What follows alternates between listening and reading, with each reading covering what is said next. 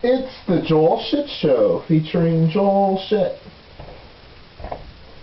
Hi, welcome to the Joel Shit Show. I'm your host, Joel Shit. So, yesterday I watched the San Jose Sharks play the Nashville Predators. What's a predator, you ask? It's a 42-year-old man with the goatee talking to 14-year-old girls on the internet. No, predator is an extinct animal like the saber-looking cat on the front of the Predators jersey. And so, Sharks franchise record, 57 shots, score 3 goals, not enough. They lose 4-3 in overtime. Both teams give up some fluky goals. Dan Ellis was really something else, huh? What if you have him in a fantasy league where a percentage of, fantasy pool, where a percentage of, where shot or save percentage is one of your stats. Not only is it a really high percentage, about 950, but it's based on so many shots. That's a very strong 950.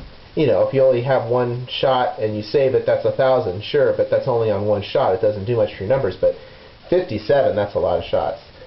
So, it was an exciting game, it was an entertaining game. If I had gone, I would have been really one of those paradoxical feelings where, you're really happy that you saw something, but you're upset by the way the team lost. And there's nothing worse than leaving a game because the team lost in overtime, because everyone leaves at the same time because the game was close and they lost.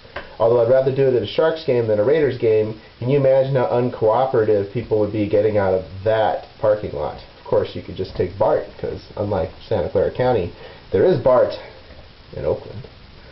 So then I said, boy, that game sure took a long time. I bet the Warriors game is over. And I put the Warriors game on, Golden State Warriors, Minnesota Timberwolves. Oh no, it's in overtime. So here's what happened in the Golden State Warriors game. With 4.5 minutes left, the Warriors are down 106-97.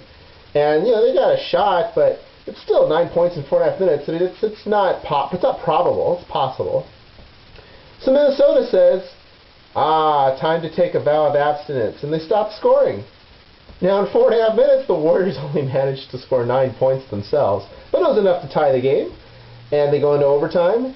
And for the first 3.5 minutes, the Minnesota Timberwolves score, I think, 1 point. But then the Warriors only scored, I think, 4. So they went on a 15-1 run at one point, so they must have outscored them 6-1 to start the overtime.